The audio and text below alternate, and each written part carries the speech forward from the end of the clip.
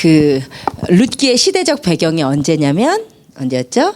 사사들이 치리하던 때. 예, 사사들이 치리하던 때가 룻기의 시간적 배경이었습니다. 사사들이 치리하던 때가 왜 왔다고 했는지 우리 정숙정 집사님 혹시 생각이 나세요? 예, 사사들이 치리하던 때가 이스라엘에서 왜 일어나게 됐는지.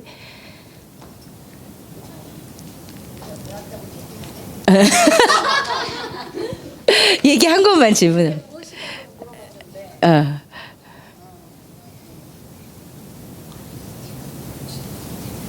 기억이 안 나세요? 예, 사사들이 치리하던 때 우리 정예정 간사님, 맞아요. 영적인 암흑기인데요. 왜 영적인 암흑기죠? 이 시대 특징은 그렇죠. 예. 네네. 맞아요. 예. 맞아요. 정수님 굉장히 놀라시네요. 맞아요. 네, 잘하셨어요. 사사들이 치리하던 때는 영적 암흑기인데 그 이유는 뭐냐면 사람들이 자기 소견에 옳은 대로 행했기 때문에. 근데 왜 이것이 영적 암흑기죠? 미안해요. 사람들이 자기 소견에 옳은 대로 행하는 게 왜 영적인 암흑기죠?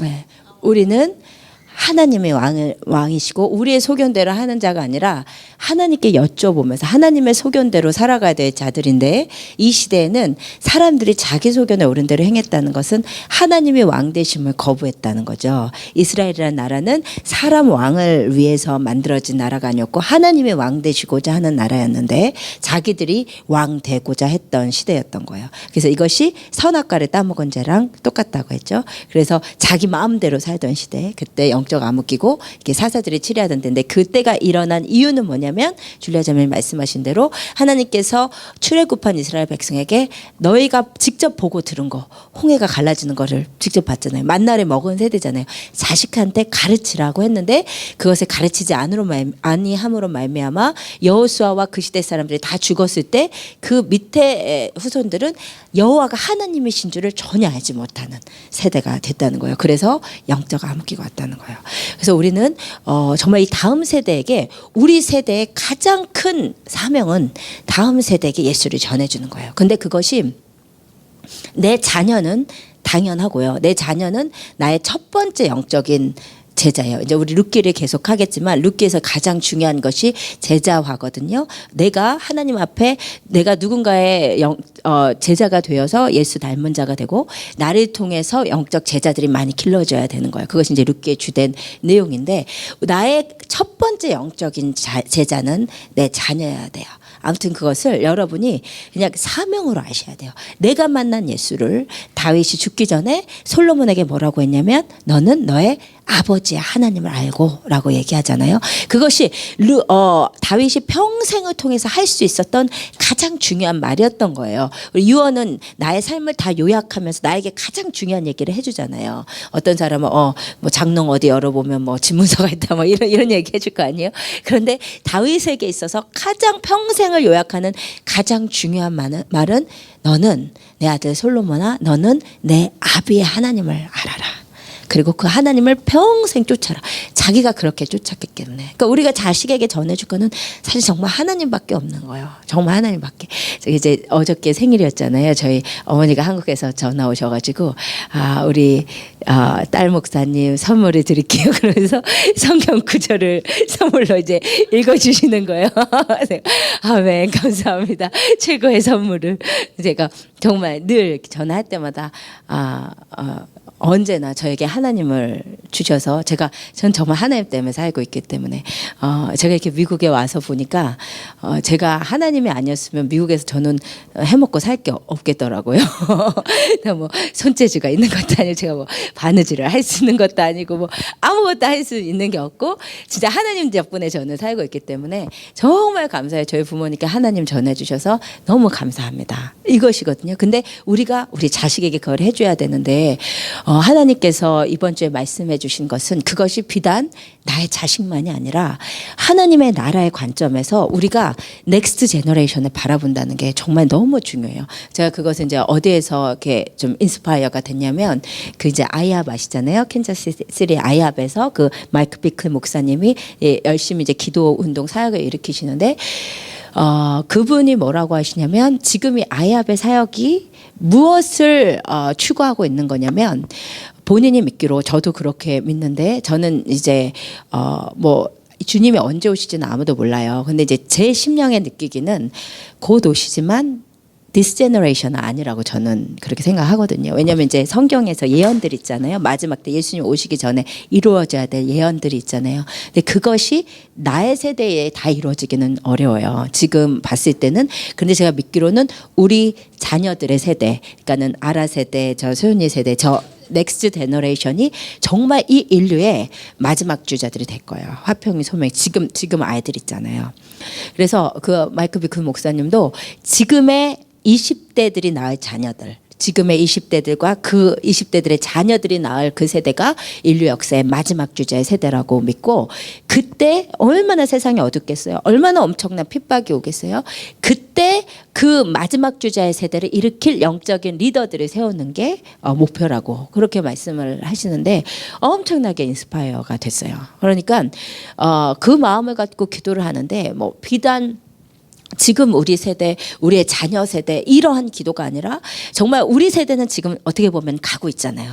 근데 이 자녀들이 경험할 세대는 훨씬 더 어둡고 훨씬 더 죄악되고 이제는 정말로 지금 세대는 좀 덜 하지만 목회자가 강단에서 동성애를 죄라고 했을 때 정말로 인권 문제로 감옥에 가는 것이 현실화가 될 세대가 분명히 다음 세대들이거든요. 그 엄청난 핍박 가운데서 세상과 타협하지 않고 온전히 정결하게 그 마지막 영혼들을 일으킬 마지막 리더들을 세워야 하는 우리는 그런 사명인 거예요.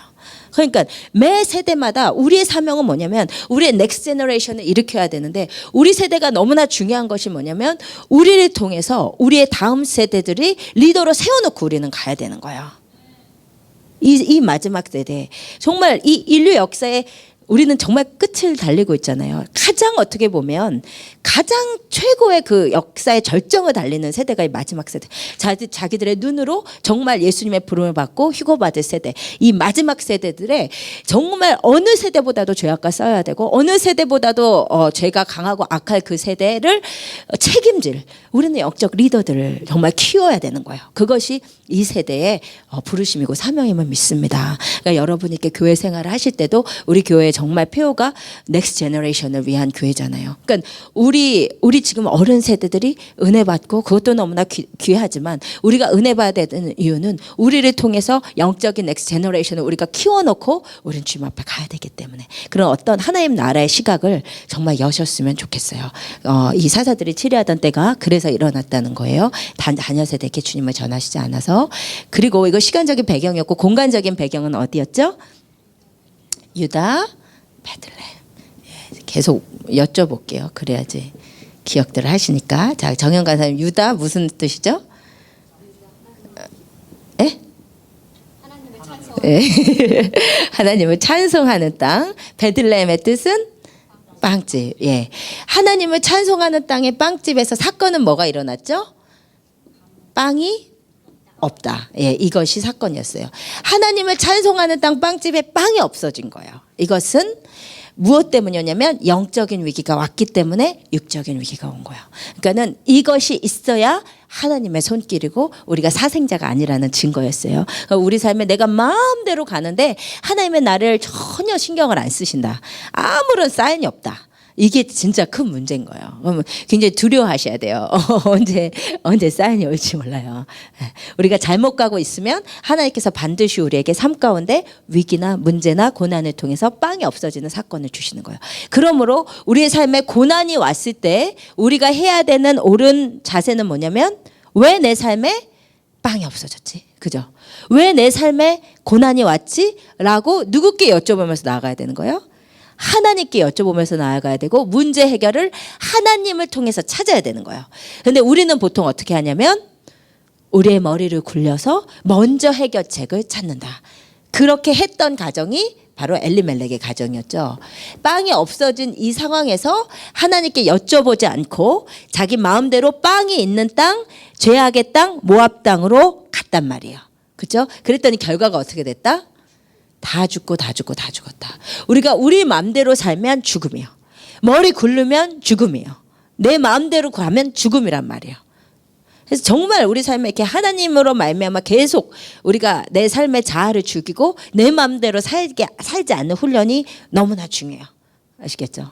하나님이 전하지 말라 하면 안 하고 말하지 말라 하면 안 하고 내 삶에 계속 내 자아를 주님 앞에 이렇게 계속 죽이는 훈련이 필요해요. 근데 영적으로 안 죽었더니 정말 실제로 죽음이 와버린 거예요. 그죠? 그리고 잠깐 거류하러 간 것이 10년이나 됐다. 정말 한 번 영적으로 떨어지면 회복된다는 것이 정말로 어려워요. 그것이 이제 지난주의 말씀이었습니다.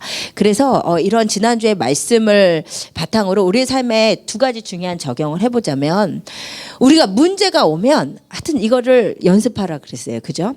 우리 자식한테 무슨 뭐 큰 문제가 생겼다. 그럼 하나님 어떡할까요? 뭐 우리 자식이 사고를 내서 뭐 빚이 10만 불을 줘야 된다고 어디서 돈을 빌리지? 이러지 말고 하나님 이 사건이 왜 왔습니까? 내가 어떻게 해야 됩니까? 라고 하나님께 여쭤보면서 갈 때 하나님 안에서 해결이 돼야 실제적인 해결도 있는 거예요. 그래서 문제가 왔을 때 내 마음대로 하면 안 되는데 우리는 보통 하나님께 여쭤보지 않고 내 마음대로 그냥 빨리 막 머리 움직여서 내가 해결해 보려고 하잖아요. 그때 항상 실수가 있죠. 그래서 혹시 이러한 경험이 있으신지 좀 생각을 해보시고 혹시 생각나는 거 있으신 분 나눠주실 거 있으세요? 혹시? 정수준 주쌤 뭔가 있으신?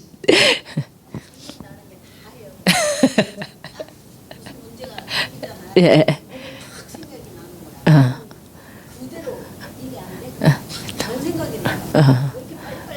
그러니까 엘리멜렉형 그때는 이 머리를 그냥 예수 앞에 이 잘 돌아가는 머리를 십자가에 못 박고 주님께 여쭤보는 훈련 정말 해야 될 것 같아요. 그렇죠. 진짜 우리가 그래요. 혹시 또 그래서 뭐 특별히 실수한 일 있으세요? 근데 이제 지난주에 일주일 됐잖아요.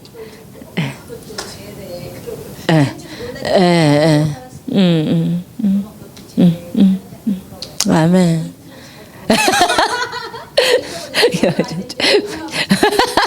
맞아요.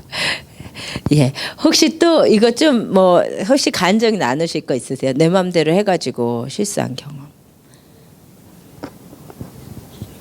우리 한상 지사님 있으세요?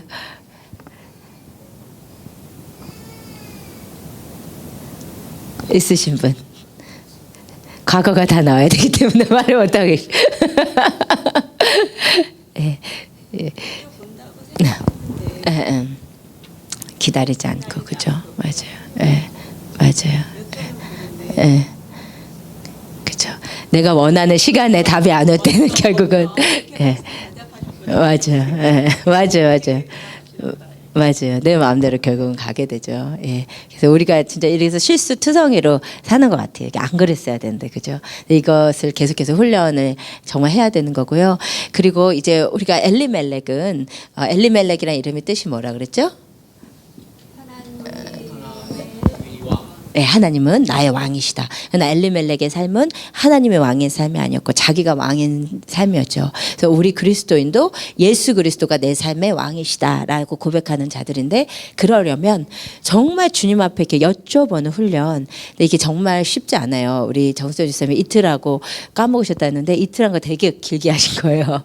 정말 길게 하신 거예요. 우리는 이렇게 정말 이 자아가 살 것이냐 아니면 예수가 살 것이냐 늘 그 싸움 가운데 있잖아요. 자아로 살 것인가 예수로 살 것인가 계속 예수님께 여쭤보면서 내 자아를 그것에 복속시키면서 살아야 되는데 그게 정말 안 된다는 거죠. 그래서 우리는 이 동행의 훈련이 돼야 된다는 거예요. 이게 계속 결국은 내 자아의 싸움. 주님은 나와 동행을 해주시는데 문제는 내 자아가 꺾이지 않아서 계속 내가 왕으로 살고 있는. 예, 그래서 제가 이제 동행할 때 에녹이 성경의 대표적으로 하나님과 동행한 사람이잖아요. 이게 동행하다고 했을 때 히브리어가 할라크인데 이게 우리가 이제 동행한다고 했을 때 이제 둘이 손잡고 같이 걷는 거를 생각하잖아요. 근데 히브리 개념에서의 할라크는 같이 걷는 게 할라크가 아니고 한 사람이 앞에서 주도해서 걷고 뒤에 사람이 자기의 뜻을 완전히 복속시켜서 앞에 사람을 따라가는 게 할라크예요. 그게 우리가 예수님과의 동행의 의미예요. 우리가 예수님이랑 똑같이 손잡고 똑같이 주장하면서 갈 수가 없는 것이고 예수님의 뜻에 나를 완전히 복속시켜서 가는, 내가 원하지 않아도 내가 혹은 너무나 원해도 주님께 계속해서 내 뜻을 복속시키는 훈련. 그래서 우리가 동행이 가능하려면 내 자아의 죽음이 매 순간 이루어져야 되는 거죠. 그것이 굉장히 쉽지가 않아요. 그래서 이것은 정말로 훈련이에요. 주님의 임재를 연습하는 것이 우리 삶에 늘 훈련이 되어야 됩니다. 그래서 이제 2주간 내 삶의 왕으로 우리 주님을 모시고 사셨나요? 자신 있게 소라가 못 살았다고. 예. 이게 여기에 적용이 되는지 모르지만 기도를 하면서 굉장히 회개가 된 게 주일날 저기 야외 예배를 갔잖아요. 네네. 제가 네들리를 찾았어요. 왜 찾았는지 모르겠지만 네들리를 제 눈이 찾고 있더라고요. 근데 네들리가 보이지 않았어요. 그 순간 마음에 네들리가 없지 하는 이렇게 뭐랄까 이렇게 딱 가라앉는 느낌, 그런 걱정이라는 거. 어쨌든 그 순간 그런 게 탁 느껴졌어요. 네. 그리고 지나갔어요. 그리고 막 뒤를 찾는데 어떤 미국 친구가 하나 앉아 있는데, 미국 친구인지 어쩐지 젊은 아이가 앉아 있는데, 저 친구가 네들린가 하고 봤을 때 얼굴을 볼 정도로 제가 네들리를 찾았어요. 근데 그날 밤에 제가 그 교통사고 소식을 들은 거예요. 그리고 딱 기도를 하는데,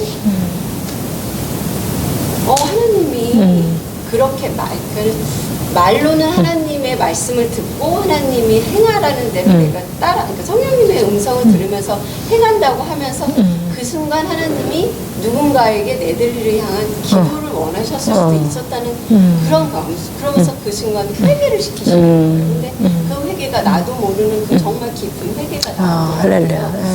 그래서 내가 입으로는 말로는 이렇게 함께 간다고 하지만 그렇게 급한 상황에 급박한 상황에서 기도를 원하시는 하나님이 계셨는데 이걸 순종하지 않았습니다. 그런 마음이 네, 맞아요. 그러니까 우리가 가끔씩은 성령님이 감동을 주시는 건데 모를 때가 많은 것 같아요. 그래서 저는 이렇게 제가 이해할 수 없는 이렇게 감정이 이렇게 들어올 때 있잖아요. 내가 지금 슬플 일이 없는데 마음에 이제 뭔가 이렇게 약간 슬픈 듯하다거나 혹은 좀 불안하다거나 이럴 때 바로 이렇게 여쭤봐요. 계속 이제 방언으로 기도하면서 분명히 하나님께서 뭔가를 기도를 시키시고자 하시는 뜻이 있고 그러면 이제 기도 가운데 하나님이 떠올려 주시거든요. 어떤 문제에 대해서 아니면 계속해서 내가 마음에 계속 남아있는 생각들 이것이 내 생각인지 하나님의 생각인지 계속 여쭤보면서 이렇게 내 안에 들어오는 감정과 생각들에 대해서 좀 예민하게 이게 하나님께로 온 것인지 아니면 내 그냥 감정인지를 이렇게 체크하면서 계속 기도하는 것이 필요해요. 그래서 여러분이 이거를 사실 내 힘으로 24시간 주님을 바라보고 계속 기도하고 이거는 정말 불가능하거든요. 성령의 기름 부으심을 그래서 계속 구해야 돼요. 하나님 나에게 특별한 기도의 기름 부으심을 주셔서 내가 주님과 성령 안에서 계속 기도하면서 살아갈 수 있도록 그렇게 해주시라고 여러분이 기도를 하시고 계속 매 삶 가운데 정말 그 시편 말씀에 그런 말씀이 있어요. 너의 심령을 젖된 아이가 어머니 품에서 이렇게 쉬는 것과 같이 그렇게 평온케 하라고 그런 심령의 상태를 계속 만들면서 주님과 교제하면서 기도하는 훈련이 필요해요. 근데 그렇게 하면 아무리 이제 사람이 많이 있고 나는 웃고 떠들고 있어도 내 안에 이렇게 아주 강한 이렇게 붙잡아 주심 있잖아요. 가드가 쳐져 있는 느낌. 주님과의 교제는 계속되고 있는 그런 것이 있거든요. 주님과 이제 계속 동행이 되는. 근데 그게 이제 사실 성령이 붙잡아 주셔야 하지만 나의 노력도 필요한 거죠. 주님 앞에 계속 이렇게 그것을 원하시고 기도하시고 그래서 그런 기름 부으심이 우리 가운데 있었으면 좋겠어요. 그래서 그것을 위해서 좀 기도를 하시고 정말 24시간 동행하는 훈련, 하나님은 왕으로 모신 훈련. 그래서 실질적으로 하신 여러분 되시기를 원합니다. 오늘은 이제 제가 또 4개의 질문을 드릴게요. 오늘 본문을 드릴 테니까 한번 읽어보시면서 4개의 질문에 대해서 좀 생각을 해보세요. 본문은 룻기 1장. 왜 한숨을 쉬세요? 6절부터 2장 1절. 이렇게 깊이 읽으시면서 질문에 답을 한번 해보세요. 오아스라는 말이 1절까지 죄송합니다. 12절까지만 읽었습니다. 예, 우리 엘리멜렉의 가정인데요. 엘리멜렉 아내는 나오미, 말론의 아내 이름이 룻이고요. 기럐의 아내 이름이 오르바. 한 사람 한 사람을 이제 다 좀 생각을 해봐야 되는데 우리가 지난주에 엘리멜렉에 대해서 보았다면 오늘은 나오미에 대해서 보려고 해요. 나의 하나님은 왕이시다라고 고백은 하면서도 삶에서는 내가 왕이었던 엘리멜렉이 이 한 사람의 영적 가장이 자기 마음대로 하나님께 여쭈어보지 않고 모압 땅으로 감으로 말미암아 이 가정이 엘리멜렉도 죽고 말론도 죽고 기론도 죽는 이런 저주를 받게 된 거죠. 그런데 이렇게 하고 끝났어요. 우리가 지난주 마지막 구절에 뭐라고 하고 끝났었냐면 1장 5절이요. 1장 5절, 룻기 1장 5절 같이 읽어볼게요. 시작. 말론과 기럐 두 사람이 다 죽고 그 여인은 두 아들과 남편의 뒤에 남았더라.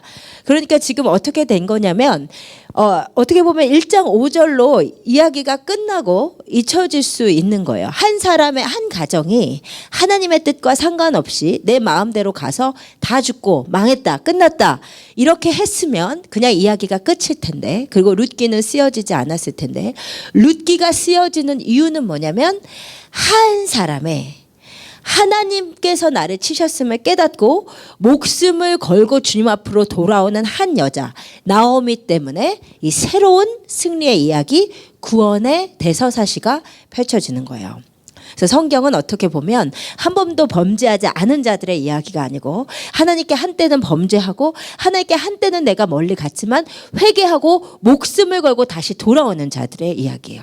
그것을 통해서 역사가 일어나는 거고 그것을 통해서 하나님께서 사용하시는 거예요. 그래서 우리가 주님 앞에 의인이냐 죄인이냐는 우리가 하나님 앞에 범죄할 수 있지만 그럼에도 불구하고 우리가 가슴을 치며 하나님 앞으로 다시 나오느냐, 다시 회개하느냐, 진짜 내가 하나님의 사람이냐는 어쩌면 내가 실패한 그 순간에 결정되는지 모르겠어요. 죄를 진 그 순간에 결정되는지 모르겠어요. 그때 그냥 내가 죄 지은 대로, 내가 하나님 앞에 마음이 식어지는 대로 나를 그냥 냅두고 그냥 그렇게 살 것이냐, 아니면 오늘 또 내가 목숨을 걸고 내가 아는 진리 가운데로 하나님께로 내가 돌아갈 것이냐. 그런데 하나님 앞에 길을 쓰고 나와 다시 돌아오는 사람들을 위해서 하나님의 역사가 일어난다는 거예요. 오늘은 그 주인공 나오미를 보려고 합니다. 나오미의 이름의 뜻은 기쁨이란 뜻이에요. 이 기쁨이라고 하는 나오미가 자기의 이름을 자기 스스로 바꾸죠. 어디냐면 1장 20절. 같이 읽겠습니다. 시작. 나오미가 그들에게 이르되 나를 나오미라 부르지 말고 나를 마라라 부르라. 이는 전능자가 나를 심히 괴롭게 하셨음이니라. 원래 자기 이름은 기쁨인데 사람들한테 자기를 뭐라고 부르라고 하는 거예요? 마라라고 부르라고, 슬픔이라고 부르라고, 혹은 쓰디씀이라고 자기를 부르라고 해요. 왜 자기가 이렇게 얘기했을까요? 에? 자기 이름이 뿜인데 우리 백설생 강아지 이름이 뿜이 내 이름이 뿜인데 나를 쓰미로 부르는 거예요. 왜 그러는 거예요? 그렇죠. 그렇죠. 어떻게 보면 이것은 나오미가 자기가 하나님 앞에 불순종함으로 말미암아 자기의 삶이 이렇게 어려워졌음을 어떻게 보면 스스로 고백하는 것이요. 스스로 인정하는, 어떻게 보면 회개하는 모습이에요. 이게 나오미의 귀한 점 중에 하나는 어차피 뭐 커버할 수도 없는 상황이긴 하지만 그러나 자기가 잘못되었음을, 죄인임을 하나님과 사람 앞에서 인정하는 거예요. 날 쓰디씀이라고 불러라. 왜냐하면 내가 하나님께서 나를 치셨기 때문이다라고 고백하고 있는 거예요.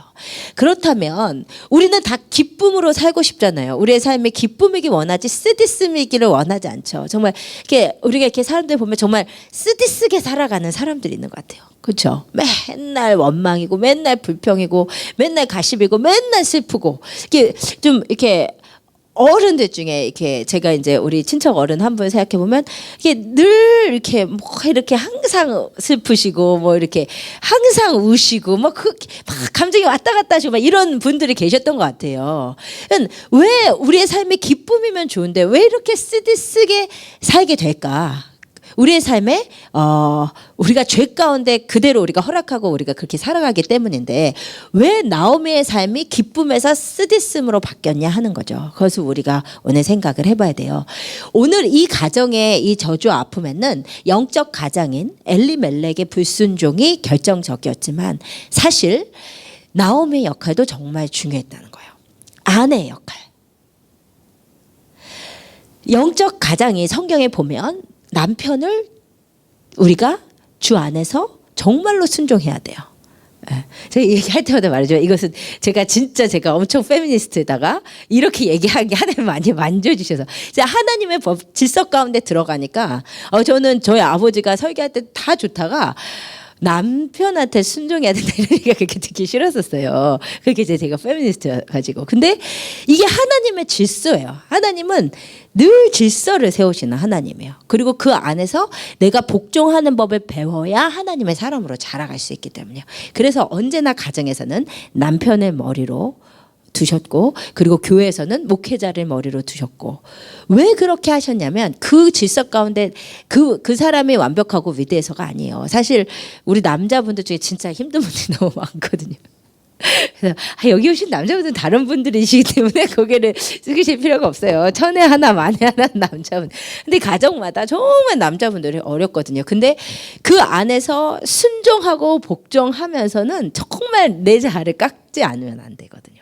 정말 주님 안에서 나를 깎으면서 남편에서 중보하면서 그 가운데서 하나님의 사람으로 내가 길들여져 가는 거예요. 너무 이 아내가 정말 너무 세고 남편을 진짜 이렇게 이겨먹는 거는 정말 덕이 되지 않아요. 그 가정은 늘 다퉈요. 우리 잠언서에 보면 다투는 아내랑 사느니 그냥 어디 가서 그냥 혼자 사는 게 낫다 그러잖아요. 정말로 이게 계속 아내가 남편을 이겨먹으려. 제가 나중에 보내드려요.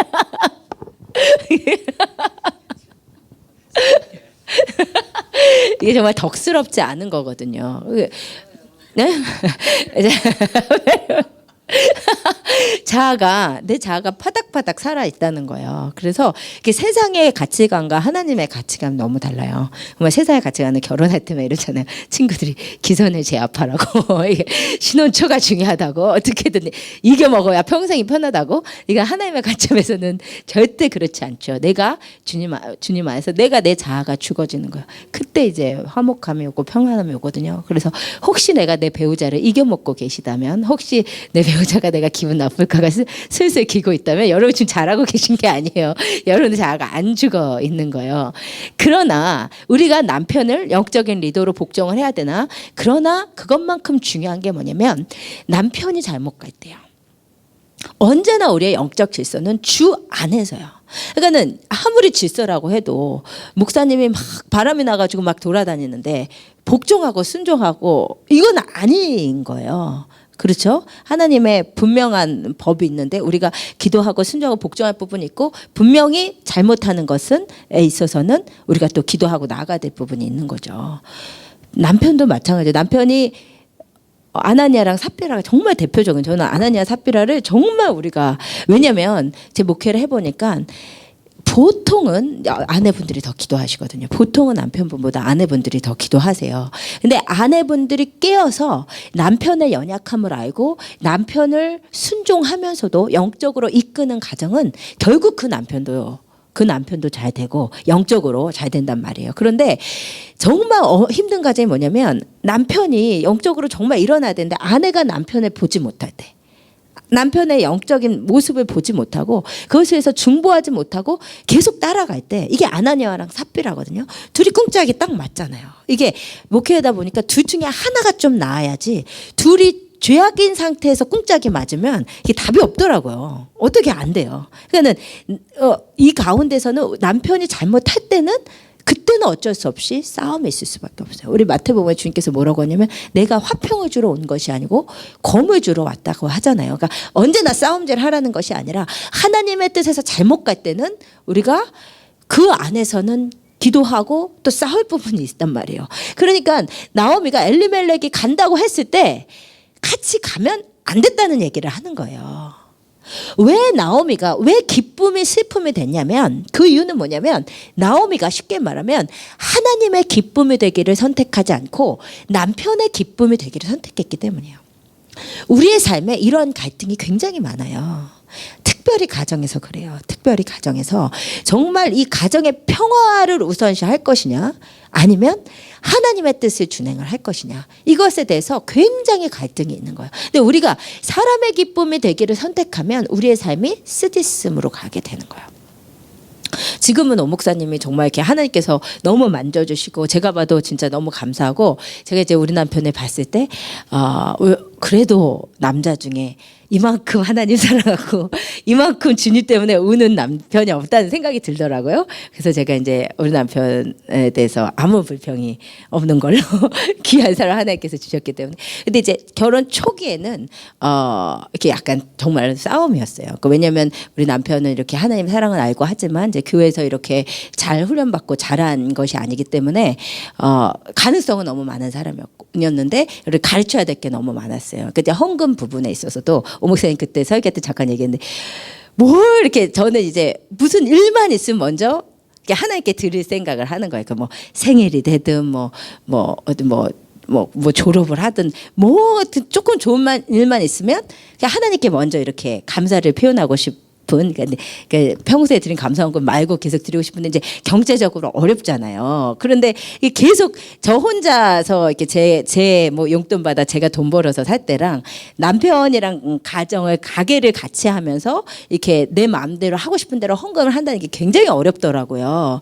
그러나 그럼에도 불구하고 기준이 딱 있는 거죠, 제 안에서. 그러니까 그것을 아내로서 막 힘들게 푸시하고 정죄하지 않으면서 기도하면서 이 남편을 믿음의 기준으로 끌어가는 데는 정말 많은 이제 기도와 지혜가 필요했던 것 같아요. 근데 아내의 역할은 정말 이 남편을 하나님께서, 이 아내 최고의 역할은 뭐냐면요, 하나님께서 하와를 만드실 때 뭐라고 하면서 만들었냐면 내가 아담을 위해서 돕는 배필을 지으리라 그러면서 하와를 만드셨잖아요. 이 돕는 배필이라는 단어가 에제르라고 하는 단어인데, 이게 이제 여자를 남자를 도와주는 사람으로 만들었다니까 일단 딱 1차적으로 기분이 나쁘잖아요.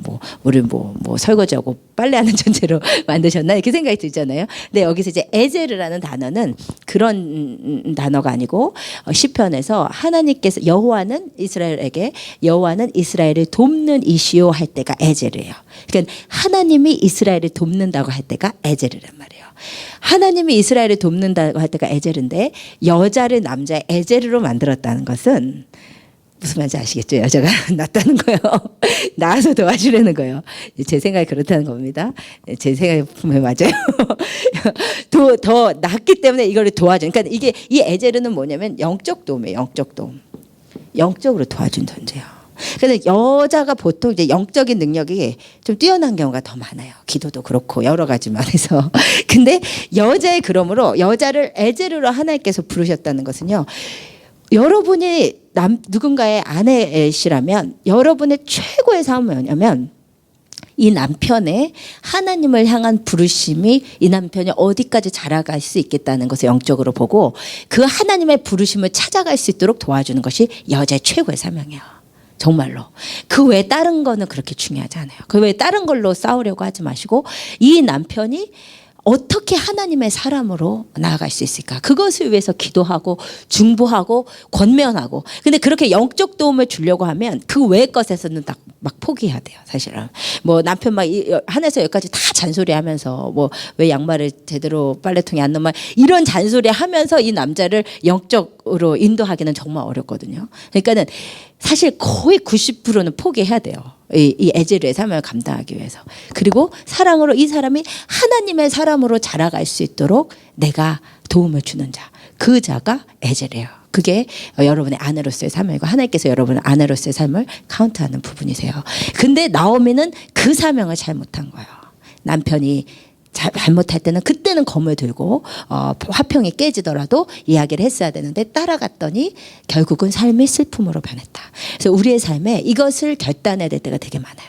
하나님의 기쁨이 될까? 사람의 기쁨이 될까? 갈라디아서 1장 8절에서 바울이 고백하기를 내가 하나님을 기쁘시게 하랴 사람을 기쁘게 하랴. 내가 만약 사람을 기쁘게 하려고 했다면 나는 하나님의 종이 아니라고 했어요.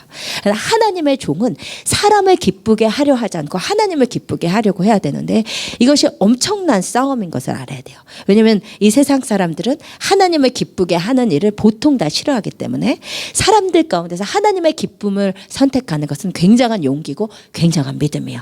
근데 그렇다고 우리가 사람의 기쁨을 선택했을 때 우리의 삶이 마라가 될 수 있다는 거예요. 그래서 우리가 정말 이것에 대해서 유념하셨으면 좋겠어요. 하나님의 기쁨이 되는 삶을. 그것이 이제 나오미가 실패한 이유였습니다. 그러나 나오미가 이러고 끝나지 않았어요. 6절과 7절이 어떻게 보면 이 룻기의 새로운 시작을 알리는 정말 가장 중요한 대전환의 구절이거든요. 우리 6절과 7절을 다 같이 읽도록 하겠습니다. 시작. 그 여인이 모압 지방에서 여호와께서 자기 백성을 돌보시사 그들에게 양식을 주셨다 함을 듣고 이에 두 며느리와 함께 일어나 모압 지방으로 가려고 하여 땅에서 나오고 두 며느리도 그와 함께하여 아멘. 여기를 보세요. 이 구절을 그냥 지나치면 안 돼요. 이게 바로 이 구절 때문에 룻기가 쓰여지는 거예요. 자, 나오미가 모압 땅에서 남편 죽고 자식들 죽고 다 끝난 인생이에요. 그런데 그리고 끝나버렸을 수도 있는데 나오미가 소식을 들은 거예요. 하나님께서 자기 백성을 돌보셨다. 빵집에 빵이 생겼다는 소식을 들은 거예요. 근데 그 소식을 듣고 나오미가 깨달은 게 있어요. 뭐를 깨달았냐면 13절 보세요. 나오미가 며느리들에게 이렇게 얘기해요. 너희가 어찌 그들이 자라기를 기다리겠으며 어찌 남편 없이 지내겠다고 결심하겠느냐. 내 딸들아 그렇지 아니하니라. 여호와의 손이 나를 치셨으므로 나는 너희로 말미암아 마음이 더욱 아프도다. 나오미가 뭐라고 고백하냐면 여호와의 손이 나를 치셨다고 고백해요. 나오미가 뭐를 깨달은 거냐면 내가 떠나온 유대 베들레헴 사람들은 결국 하나님의 은혜로 도우심으로 빵집에 빵이 다시 충만해졌어요. 잘 먹고 잘 살고 있다는 거예요. 그 소식을 듣고 빵이 다시 있는 그곳으로 가야지 했던 것이 아니고 내가 잘못했구나. 빵집에 빵이 떨어졌다고 내가 내 맘대로 하나님의 백성이 전쟁의 신 그모스를 섬기는 모압으로 온 내가 잘못했구나라고 나를 깨달은 거예요. 그리고 내 하나님께서 나를 치셔서 우리 집에 이런 일이 생겼구나. 하나님이 치셔서 내 남편 죽고 두 자식이 죽었구나라고 깨달은 거예요. 그런데 보세요. 들었어요. 그러니까 우리는 언제나 좋은 소식을 들려주는 사람이 돼야 돼요. 나오미가 이제 먼저 복된 소식을 들은 거예요. 우리가 어디로 가든지 복된 소식을 하나님의 소식을 들려주시는 사람 되시기를 축복합니다. 어떤 사람은 뉴스를 몰고 다니는데 맨날 누가 어쨌대 막 나쁜 소식 몰고 다니는 사람 있잖아요. 그런 거 말고 막 가시거리 몰고 다니지 말고 어딜 가나 하나님의 소식을 들려주시는 자가 되세요. 근데 듣고 나서 깨달은 거예요. 듣는 자가 없이 어찌 깨달으려. 전한 자가 없이 어찌 듣고 말한 자가 없는데 어떻게 깨달냐. 듣고 깨달았어요. 깨닫고 나서 그 다음에 보세요. 어떻게 하냐면 나오미가 6절 다시 볼게요. 그 여인이 모압 지방에서 여호와께서 자기 백성을 돌보시사 그들에게 양식을 주셨사함을 듣고 이에 두 며느리와 함께 일어나 모압 지방에서 돌아오려 하여. 자, 요 두 구절이 히브리어로 둘 다 중요한 건데요. 그래서 일어나다라는 것은 쿰이라는 단어인데 보통 성경에서 하나님의 선에서 떨어졌던 하나님의 사람들이 일어나서 다시 하나님께 오려고 할 때 쿰이라는 단어였어요. 이것은 영적인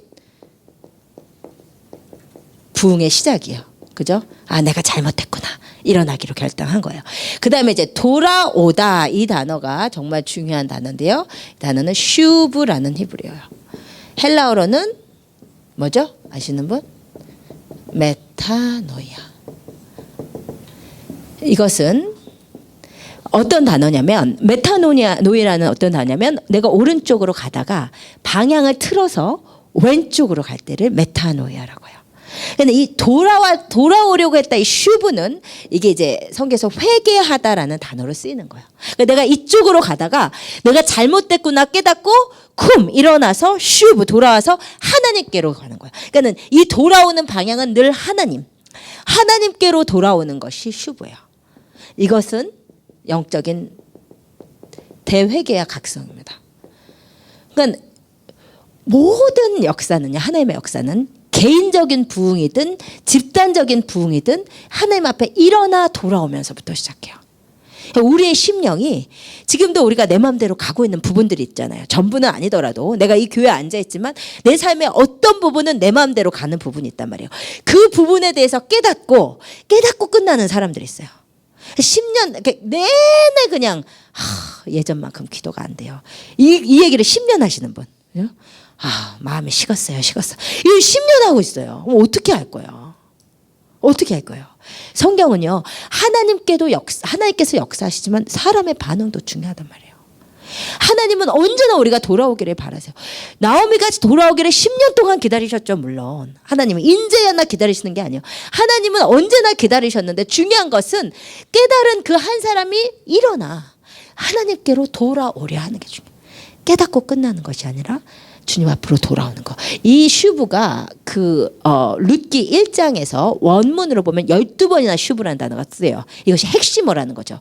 이 룻기 1장은 나오미의 돌아옴이 핵심인 거예요. 하나님께 돌아옴이 핵심인 거예요. 우리 삶에 늘 이러한 회개가 있어야 돼요. 이스라엘 백성들이 구약시대에 하나님을 떠나서 잘못 갈 때 선지자들이 계속 외쳤던 것이 슈브 이스라엘, 슈브 이스라엘, 이스라엘아 하나님께로 돌아오라. 우리의 삶에 계속되는 이 쿰과 슈브의 역사가 있어야 돼요. 있는 자리에서 내가 잘못됐구나. 이것들이 깨달아질 때. 그렇죠? 그것이 문제 때문일 수도 있고 무슨 어려움 때문일 수도 있고 내 심령의 평안이 없어짐일 수도 있고 무엇이든지 내가 잘못됐구나라고 깨달을 때 깨닫고 거기에서 그냥 멈추지 마시고 일어나서 하나님께로 방향을 틀어서 돌아오는 거예요. 진정한 회개는 깨닫는 것이 아니에요. 보통 우리는 깨닫고 회개했다고 생각을 한다면 이거 내가 잘못됐어요. 이게 회개가 아니고 성경에서 말하는 회개는 돌아오는 거예요. 방향을 바꿔서 그것을 버리고 그 전의 삶을 버리고 하나님께로 나아가는 것. 그것이 진짜 회개란 말이에요. 그때 역사가 일어나는 거예요. 그래서 여러분의 삶에 혹시 정말 계속해서 우리는 너무나 쉽게 죄악으로 돌아가는 우리의 인생이 있기 때문에 어떤 부분에서 내가 하나님 앞에 완전히 떨어져 있는 사람이 있을 수도 있고 이 자리에 계시지만 내가 정말 모압 지방에 10년 있었던 나오미처럼 완전히 영적으로 식어져 있는 삶이 있을 수도 있어요. 매주 교회 다녀도. 근데 그게 아니더라도 내 삶의 어떤 부분은 하나님 앞에 돌아와야 되는 부분이 있을 수 있어요. 그것이 재정일 수도 있고 그것이 가족관계일 수도 있고 그것이 친구 관계일 수도 있고 무엇일 수도 있으나 주님께서 나의 삶을 회복하시는 역사는 내가 일어나서 주님 앞에 돌아오려 할 때 그때부터 역사가 일어나는 거예요. 아멘. 그래서 여러분의 삶에 슈브 하셔야 되는 부분, 하나님께 온전히 돌아가셔야 되는 부분 분명히 있습니다. 그것이 뭔지를 성령님께 여쭈어 보셨으면 좋겠어요. 슈브해서 이제 돌아오는데 돌아오려고 하여 이제 길을 갑니다. 그런데 이제 질문이 뭐였냐면 이 돌아오는 길이 절대 쉬운 길이 아니었어요.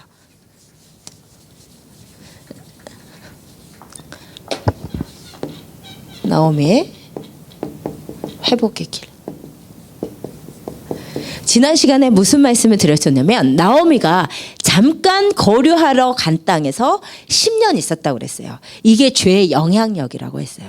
우리가 한 번 마음이 딱 주님 앞에 식어지다. 그러니까 엄청 여러분의 삶도 그렇잖아요. 막 엄청 뜨겁게 기도했을 때가 있고 완전 식어졌을 때가 있고 그렇잖아요.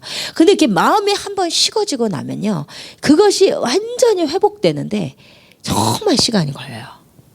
제가 이렇게 그 기도에 특별한 기름 부으심이 있었거든요. 그 정말 이렇게 기도를 진짜 밤에 잠깐 하고 자려고 해도 막 기도의 기름 부으심이 너무 강하고 하나님께서 붙들어 주시니까 막 새벽 3, 4시까지 막 그걸 막 붙잡혀서 하는 거예요. 제가 하는 게 아니라. 제가 말씀드렸잖아요. 언니랑 같이 자면서 언니가 막 제발 잠 좀 자자. 우리 이제 방이 따로 없으니까. 밤마다 울고 불고 기도를 하니까. 그러면 이거를 그냥 잘 텐데 이거를 이렇게 쫓겨나면서 이제 울면서 가가지고 이제 부엌 가서 어디 문 닫고 중고등학생이 새벽 3, 4시까지 그런 그게 붙잡아 주시는 기도 있잖아요. 막 이렇게 멈춰지지 않는 기도. 근데 최근 들어서 하나님이 그 마음속에 엄청난 그 주님과의 온전한 그 연합을 향한 갈망을 너무너무 깊이 주시고 기름 부으심을 주시면서 어젯밤에 아이들과 같이 기도를 하는데 제가 그렇게 하나님께 붙잡혀서 기도할 때 그 특별한 그때 나오는 방언이 있고 그때 나오는 이제 그 방언이 이렇게 노래와 같이 이렇게 제가 하는 이렇게 의미 있으면서 계속 굉장히 영적으로 이렇게 들어가는 기도가 있었는데 그 기도가 끊어졌었어요. 근데 그게 막 다시 나오더라고요. 그러니까 막 제가 뭐 어떻게 지어서 하는 기도가 아니라 이제 막 영적으로 막 성령이 막 움직여가지고 막 멜로디를 주시면서 엄청나게 깊이 들어가는 기도가 그 기도가 언제 끊겼냐? 제가 봤을 때 이렇게 20대 중반 때 막 너무 막 바쁘고 내가 막 내 막 성공욕에만 막 잡혀가지고 막 기도 시간 막 계산하기 시작하고 막 이럴 때부터 끊겼었거든요. 근데 그게 이제 막 다시 그 엄청난 기도의 기름 부으심이 그러니까 스탑하기 어려운 기도의 기름 부으심이 이제 다시 막 회복이 되더라고요. 이게 좀 몇 년 걸린 거예요. 그 회복하기가. 그 회복하기 위해서 엄청나게 기도하면서 울면서 막 나아갔었거든요. 근데 이제서 그게 회복이 되더라고요. 그러니까 굉장히 영적으로 막 우리가 깊이 들어갈 때 있잖아요. 그때 그 선이 딱 한 번 끊어지면요. 이게 회복하는 게 정말 힘들어요. 막 엄청나게 막 부르짖고 금식하고 막 나아가야 돼요. 정말 옷을 찢으면서. 이 나오미의 회복이요. 10년 동안 하나님의 사람을 10년 동안 떨어졌었어. 다시 회복하는 길이 쉽지가 않은 거예요. 간단하지가 않은 거예요. 쉽게 말하면요. 이 길은요. 목숨을 건 여정이에요. 왜 목숨을 건 여정이냐? 5가지 이유를 말씀드릴게요. 아까 답을 잘 말씀하셨는데 하나는 모압에서 베들레헴까지는 70km의 사막이에요. 그럼 생각을 해보세요. 지금 할머니하고 나오미 할머니하고 며느리 둘 중에 하나는 갔죠. 여자 둘이서 70km 사막을 가는 거예요. 그러면 그 가운데서 당연히 도둑질의 위험, 당연히 강간의 위험, 당연히 살해의 위험에 완전히 무방비 상태로 노출되는 거예요. 그러니까 이게 갈 때야 남편이랑 아들 둘이랑 재산 많이 갖고 갔어요. 아까 이제 누가 재산이 없이 갔다고 그랬는데, 그러니까 이 엘리멜렉 가족이 진짜 죄악됐던 이유는 뭐냐면 21절에 이렇게 얘기하잖아요. 나오미가 스스로 돌아와가지고. 내가 풍족하게 나갔더니 여호와께서 내게 비어 돌아오게 하셨다 그러잖아요. 그러니까 사실 먹을 게 아예 없어서 간 게 아니에요. 있는 사람이 더 찾는다고 조금 없어지니까 빨리 이제 재산 빼갖고 나간 거예요.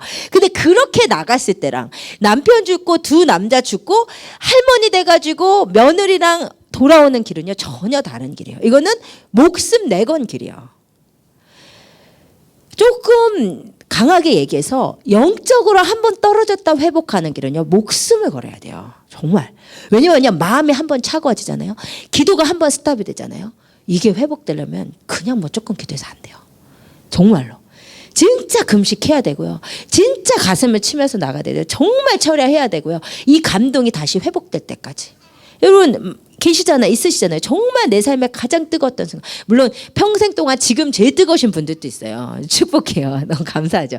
그런데 안 그러신 분들도 있단 말이에요. 한때 정말 울었었고 한때 막 꿈만 꾸면 막 영적인 꿈, 하나의 계시적인 꿈들 보여주셨고 이랬다가 한번 떨어지잖아요. 그 회복이 쉽지가 않아요. 진짜 목숨 걸고 가는 길이에요. 목숨 걸고 회복하기 시작하는 거예요. 그래서 첫 번째는 돌아오는 길 자체가 험한데 목숨 걸고 돌아오는 길이다. 두 번째는 그래도 10년 동안 살았는데 그래도 재산이 빵빵하게 있었던 남편이 그래도 뭐 좀 남겨주고 갔을 거 아니에요. 그래도 10년의 모압 생활에 기반이 있어요. 근데 그거 다 내려놓고 가야 되는 거예요. 그죠? 그것도 쉽지 않은 거예요. 그래도 10년 동안 살았으니 집도 있었을 거고 차도 있었을 거고 그거 다 내려놓고 가야 되는 거예요. 그죠? 왜 이렇게 하는 거예요, 근데? 목숨 걸고 왜 하는 거예요? 아까 말했잖아요. 하나님이 나를 치셨음을 깨닫고 재산 먹을 거 찾아갔다 이 생각하시면 안 돼요. 하나님 찾으려고 간 거예요. 이게 너무 귀한 거죠. 그 노인네 할머니가 하나님 다시 만나겠다고 다시 회복하겠다고 이 길을 다시 가는 거예요. 모압 생활에 10년 기반 다 내놓고 그 다음에 세 번째 생각해 보세요. 할머니고 할머니랑 모압 며느리예요. 이스라엘은 어떤 사회냐면 지금도 그렇지만 진짜 배타적인 사회예요. 배타적인 이스라엘 사회에서 유대인으로서 모압에 갔다 온 여자예요. 배타입니다. 그렇죠? 배타 당연히 배척하죠. 그러다가 더 크게 모압 며느리를 데리고 왔어요. 이건 뭐예요? 완전히 배척할 이유죠. 그러니까 이 이스라엘의 배타적인 사회에서 사람들의 배척 이거 진짜 쉽지 않은 거예요. 이거 감수하고 가는 거예요. 왜? 하나님 다시 소유하려고. 그러니까 여러분 질문하셔야 돼요. 진짜 내가 하나님을 다시 소유하기 위해서 내가 이렇게 할 수 있겠는가? 다 버리고 갈 수 있겠는가? 목숨 걸고 갈 수 있겠냐? 왜냐면 하나님이 제일 소중하니까. 내 삶에 모든 게 다 있어도 하나님이 안 계시면 nothing이니까. 그 하나님 소유하려고 다 포기하고 갈 수 있겠느냐? 나오면 이거 포기하는 거예요. 사람들의 배척. 그런데다가 사람들의 배척만 있어요. 비웃음. 사람들 얼마나 비웃겠어요. 아이고, 자기만 살겠다고 가더니 뭐 과부 돼가지고 모압 며느리 데리고 왔네. 사람이 얼마나 비웃겠어요. 이런 거 다 내려놓고 가는 거예요. 그러면 또 뭐 있을까요? 또 뭐 있을까요? 여러분이 나오미라면. 네? 맞아요. 미래에 대한 걱정. 아니 이스라엘이라는 사회는 여자가 뭐 벌어먹을 게 없는 사회예요. 과부가 가가지고 과부 할머니가 모압 며느리는 당연하고 완전히 배척당하고 할머니가 가고 뭐 해먹고 살 거예요. 몇 살이었는지 모르지만. 근데 그거 하나님께 맡기고 가는 거예요. 그러니까 하나님 앞에 다시 돌아가려고 하면서 뭐 계산 많이 하지 마세요. 골프도 못 치나? 뭐 이런 생각들 있잖아요. 그거 계산하지 마시고 주님께 가는 게 그게 목숨과 그게 우리의 생명이니까 그것을 걸고 가는 거예요. 그 다음에 이제 마지막으로 그래도 모압 땅은 10년 살은 땅인데 거기에는 남편과 두 자식의 무덤이 있잖아요. 그래도 어떻게 보면 그래도 10년 살면 많이 산 거예요. 그렇잖아요. 그건 놓고 가야 되는 거예요. 그러니까 이게 여러분 이 가운데 뭐가 제일 힘들 것 같아요? 우리가 이민 오셨다가 한국에 신분이 있으신데 안 들어가시는 분들이 계세요. 왜냐면 이제 잘 살 때 좋은 모습 보여주고 가겠다고 가족들한테. 우리 그런 마음 있잖아요. 좀 좋은 모습으로 가족들한테 가고 싶지. 근데 지금 거지돼 가지고 가겠다는 거예요. 그러니까 이거는 자기를 완전히 내려놓은 거죠. 자기를 완전히 내려놓고 하나님 다시 찾겠다는 거예요. 이게 영적인 부흥의 여정이 이래요. 아시겠죠, 여러분? 그러니까 일어나 돌아오려 하여 이게 얼마나 위대한 결단이었냐 하는 거예요. 나오미가 우리가 아무 생각 없이 그냥 읽고 지나갈 수 있지만 나오미가 10년 동안 거기서 살다가 일어나 돌아오려 하였던 그 결단이 얼마나 위대한 결단이었냐. 그 결단에 하나님께서 가만히 있으시지 않는다는 거죠. 그렇죠? 여러분의 삶에 여러분의 진짜 영적 상태가 어떠십니까? 여러분의 영적 상태가 어떠십니까? 우리 지난주에 오 목사님이 첫사랑을 회복하라는 말씀을 하셨잖아요. 근데 정말 이것이요 우리 삶의 진짜 숙제예요. 첫사랑, 처음 행위. 저는 그 에베소 교회에서 항상 주님께서 말씀하실 때 너의 첫사랑을 회복하라고 하시면서 두 가지 말씀하시잖아요. 회개해라. 어디서 떨어든지 지켜 회개하라. 그리고 처음 행위를 가져라. 근데 저는 그 처음 행위를 갖는 것이 왜 하나님의 치유법인지 이해를 못했어요. 왜냐하면 지금은 행위가 아니고 마음을 요구하시면서 왜 하나님께서 회개하고 다시 처음 행위를 가지라고 하시나. 근데 제가 이제 통역을 하는 가운데서 진짜 성령님께서 막 말씀해 주시더라고요. 혜선아, 너가 처음 주님이랑 그렇게 사랑했을 때 했던 행위들, 처음 사랑했을 때 그 정말 처리를 해야 돼서가 아니라 하나님은 너무 사랑해서 정말 자기 싫어서 주님 앞에 밤새워 기도했던 그 행위가 회복돼야 진짜 처음 사랑이 회복되는 거예요. 그래서 지금 막 그렇게 결단하면서 나아가고 있더니 하나님께서 막 그런 기도도 다시 회복시켜 주시고 하나님께서 그 처음 행위로 막 돌려주시고 계신 거예요. 율법이 아니라 하나님 너무 사랑해서 진짜 삶의 전체 그거에 포커스가 맞춰 있었던 그 행위가 회복되는 것이 마음 회복된 증거란 말이에요. 그러니까 여러분이 만약에 지금 여러분의 삶에 제일 충만하시면 너무나 감사하지만 내가 가장 충만하고 가장 주님 사랑했던 그 순간, 하나님은 언제나 그 순간 기억하고 계시거든요. 어떤 자매가 이제 저를 위해서 기도하면서 뭐라고 하냐, 하나님께서 저의 어렸을 때를 주님께서 저의 어렸을 때를 생각하면 너무 기쁘시다고. 왜냐면 저도 그때만 생각하면 기쁘거든요. 왜냐하면 하나님과의 그 누렸던 교제가 너무너무 어마어마하기 때문에 항상 주님은 거기를 기억하고 계신 거예요. 여러분이 제일 하나님을 사랑했던 그 순간이, 그렇잖아요. 우리의 관계도 그렇잖아요. 가장 이렇게 사랑했을 때 그게 기준 아니에요? 오 목사님이랑 제가 이제 어저께 생일이었는데 우리 혜빈 집사님이랑 캘럽이 이렇게 애들을 봐준다고 이렇게 데이트를 가라 그래가지고 9년 만에 처음으로 생일에 애들을 떼놓고 데이트를 간 거예요. 그랬더니 오 목사님 마음이 조금 설레네 그러더라고요. 그리고 저도 뭐가 생각이 나냐면 저는 이제 데이트를 안 하고 결혼했기 때문에 이게 잘 생각날 시점은 별로 없는데 오 목사님처럼 이제 그 결혼하자고 그 약혼 하려고 왔을 때 이제 켄터키 와가지고 저에게 이렇게 반지를 끼워주고 갔던 그날 저녁이 다시 리마인드가 되는 거예요. 그때가 제일 이렇게 뭐랄까 가장 이렇게 가슴이 설레었던 순간이니까 그 순간이 다시 리마인드 된 거예요. 그래서 이게 처음 사랑, 처음 행위구나. 원래 가장 그 나의 기준점 있잖아요. 사람과의 관계에서도 그렇잖아요. 부부의 관계에서도 제일 중요했던 좋았던 시점이 포인트죠. 그 기준이잖아요. 우리 하나님과의 관계도 하나님도 우리의 사랑을 늘 기다리시는데 하나님이 기억하시는 시점은 여러분이 제일 하나님과 함께 울었던 시간, 제일 여러분이 하나님 앞에 뜨겁게 나아갔던 그 순간이 기준점이란 말이에요. 그 순간으로 우리는 늘 회복해야 된단 말이에요. 그것이 회복이 언제나 어렵다. 나오미처럼 어떻게 보면 정말 목숨을 걸고 어떻게 보면 내 삶을 전부 들어서 하나님 앞에 다시 나아가야 된다는 거예요. 근데 분명한 것은 이렇게 대가지불하고 나아가는데 사람들의 시선, 미래에 대한 걱정, 모든 것 가족에 대한 정, 이거 다 끊고 다 대가지불하고 내가 영적으로 회복되겠다고 나아갔는데 하나님이 가만두실까? 절대 그런 하나님이 아니시라. 우리 하나님은 우리가 대가지불하고 주님 앞에 나아가면 반드시 우리를 통해 우리에게 좋은 것을 준비하신 하나님. 하나님께서 준비하신 선물이 두 가지예요. 진짜 은혜예요. 22절 같이 읽겠습니다. 시작. 나오미가 모압 지방에서 그의 며느리 모압 여인 룻과 함께 돌아왔는데 그들이 보리 추수 시작할 때 돌아왔더라. 아멘.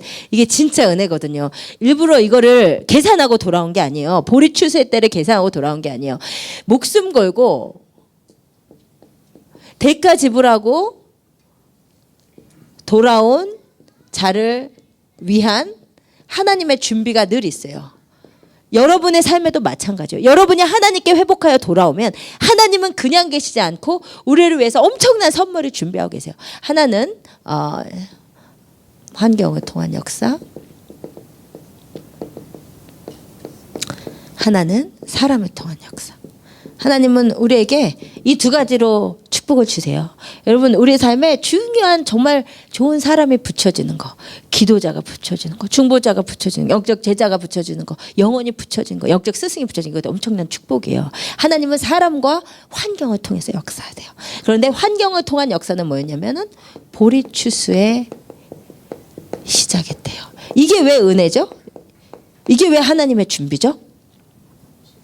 응? 예. 예. 예. 빵을 그러면 먹을 수 있나요? 예. 예. 이게 왜 은혜냐면요. 지금 과부와 이방 여자가 베들레헴에 들어가서 이스라엘에 들어가서 먹고 살 방법이 없어요. 홈리스 신세요. 근데 딱 하나 성경에 과부와 고아와 이방인들이 먹고 살 방법이 있었어요. 뭐였냐면 추수를 할 때 하나님께서 율법에 이스라엘 백성들에게 율법을 주시기를 너가 추수를 할 때 다 거두지 말고 고아와 과부와 이방인들을 위해서 조금씩 나눠 이렇게 남겨두라 그러셨어요. 그리고 네가 추수단을 걷어오다가 단에 떨어뜨리면 줍지 말아라. 고아와 과부와 이방인들 위해서 남겨두라 그런 거예요. 그거 먹고 살 수 있는 거예요. 뭐 보리 추수한 거 뭐 돈으로 살 수 있는 돈도 있는 게 아닌데 그 떨어진 사람들이 추수할 때 떨어뜨린 남겨놓은 그 보리 주어서 먹고 살 수 있어요. 이게 중요한 것은 먹고 살 수는 있다는 거예요. 우리가 하나님 앞에 돌아왔는데 목숨 걸고 돌아왔는데 하나님 막 빵 터지는 뭐 100억짜리 뭐 복권을 주신다. 이건 아니라는 거예요. 아셨죠? 우리 김선희 성도 좀 실망하시는 이런 거였어. 이런 거예요. 완전히 막 하나님 잘 먹고 잘 살게 해주신다. 나중엔 그래요. 나중에. 그게 누구를 통해서냐면 보아스. 근데 보아스를 만나기 위해서는 보리추수의 시간을 또 지나야 돼요. 이게 하나님의 방법이에요. 오자마자 보아스를 주시지 않아요. 하나님께서 보리추수의 때 이때는요. 겨우 먹고 사는 때고요.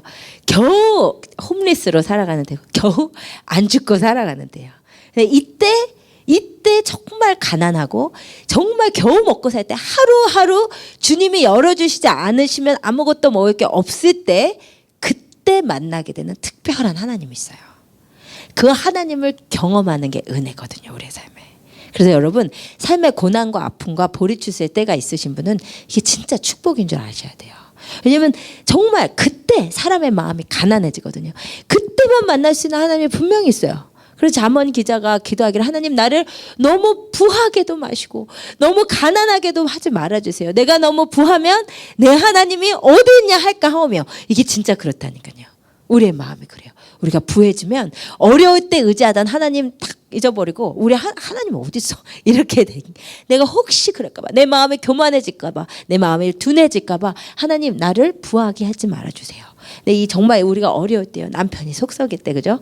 진짜 막 힘들 때 그때 만나는 깊은 하나님이 있어요. 그때를 또 평생 이렇게 드시지는 않아요. 평생 이렇게 드시지 않아요. 하나님께서 그때를 지나고 나면 온전한 축복의 때 보아스의 때를 하나님께서 허락하십니다. 그래서 목숨 걸고 주님 앞에 돌아온 귀한 하나님의 딸들을 위해서 하나님께서 선물을 준비해 놓으신 거예요. 그래서 우리 하나님은요 정말 신실하신 하나님. 내가 정말 한 발자국 주님 앞에 나아가면 하나님께서 100발자국 뛰어오셔서 나에게 좋은 것을 준비하신 하나님. 그래서 이 하나님을 여러분이 삶에서 경험하시기 위해서는 여러분의 삶에 일어나셔서 슈브 하나님께로 마음을 계속 돌이키시는 계속 내 마음에 굳어지는 것들을 예수 이름으로 떼어내면서 영적으로 내가 자꾸 회복하는 주님 앞에 나아가는 그가 있을 때 이 하나님의 은혜가 우리 가운데 있어요. 아멘. 그 은혜를 경험하시면서 사시는 2주 되시기를 축복합니다. 아멘. 외운 말씀을 드릴게요. 외운 말씀은 갈라디아서 1장 10절. 아까 제가 잘못 말했네. 1장 8절이 아니라 갈라디아서 1장 10절 하나님을 기쁘시게 하랴 사람을 기쁘게 하랴. 갈라디아서 1장 10절. 그리고 혹시 이 간증이 있으신 분 한번 해주셨으면 좋겠는데요. 내가 주님께 순종하여 돌아갔을 때 하나님께서 역사해 주신 경험. 이거 혹시 나눠 주실 분 자원하실 분 있으세요? 예전에 내가 할 때 막 간증들이 엄청 좋은 게 많았었는데 내가 주님께 순종해서 돌아갔을 때 하나님께서 나에게 선물을 준비해 주신 경험. 혹시 있으신 분? 네, 다음번에. 이번엔 말고. 크리스천 집사님 손 드신 것 같은데. 비슷한 게 있어요. 그럼 우리 크리스천 집사님 한번 준비해 주세요. 예, 예, 이거 한번 간증 나눠주시고 다른 분도 한번 생각해 주시면 좋겠습니다. 예, 우리 이 시간 우리 첫 번째 불렀던 곡 1절만 부르시고 잠깐 기도하면서 나가겠습니다.